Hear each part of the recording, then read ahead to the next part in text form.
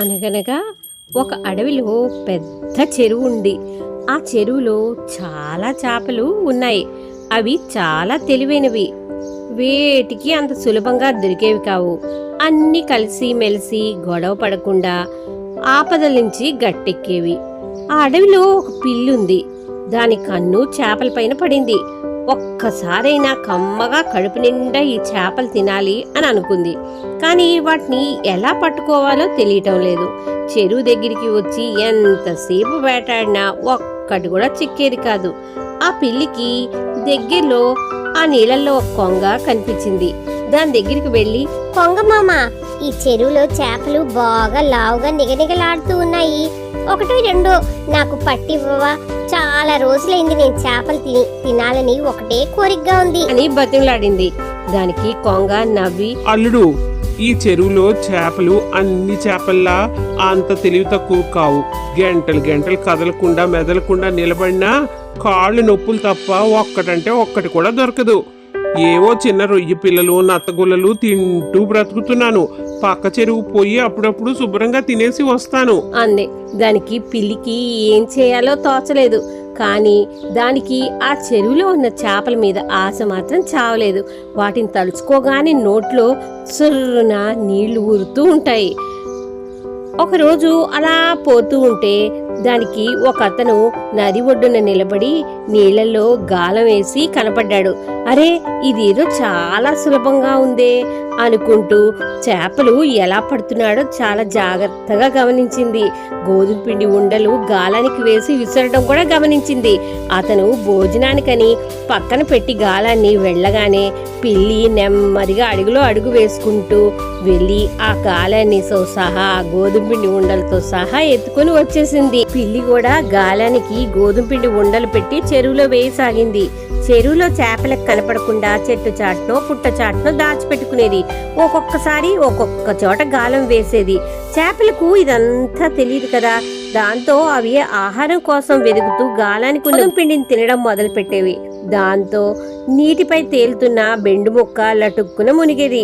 వెంటనే పిల్లి బలవంతమంతా ఉపయోగించి ఒక్కసారి కట్టెను విసురుగా పైకి లాగేది. అంతే, గాలానికి చిక్కుకున్న చేపలన్నీ ఎగిరి బయటపడేవి. అలా ఆ పిల్లి రోజు 3 పూట్ల కావలసినన్ని చేపలు పట్టుకుని కమ్మగా తినసాగింది.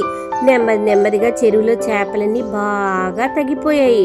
పిల్లి ఎవ్వరికి కనపడకుండా ఓ బండచాటు నుండి గాలం విసరడం ఆ చేపలన్నీ గమనించాయి. ఓహో, ఇదా సంగతి.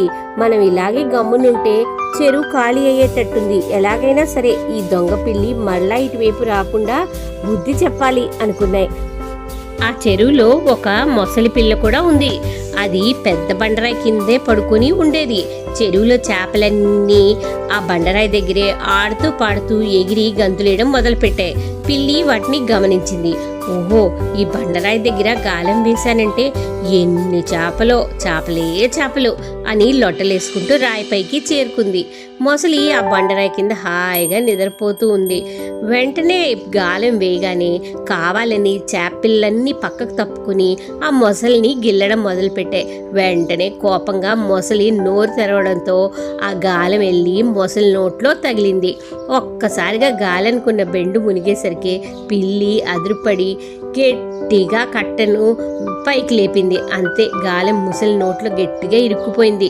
నోడికి సుర్రుమని అది అదిరిపడి నిద్రలేచి వెనక్కి లాగింది. అబ్బా, పెద్ద చేప ఏదో చిక్కినట్టుంది, దీన్ని వదలను, ఈ రోజు పండగే పండగ అనుకుంటూ పిల్లి కట్టెని గట్టిగా పట్టుకుని లాగుతుంది.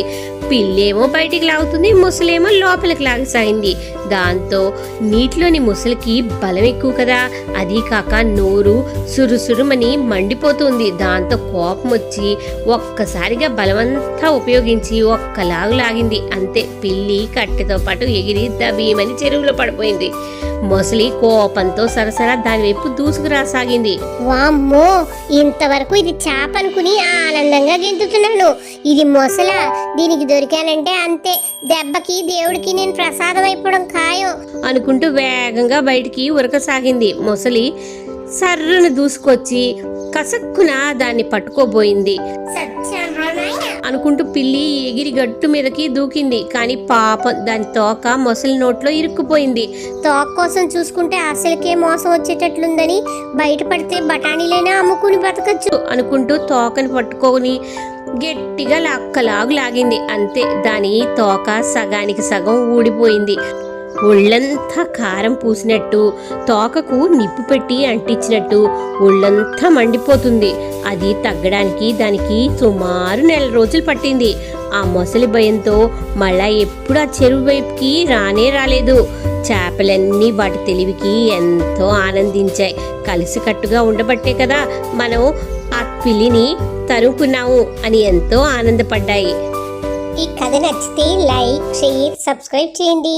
మరిన్ని కథల కోసం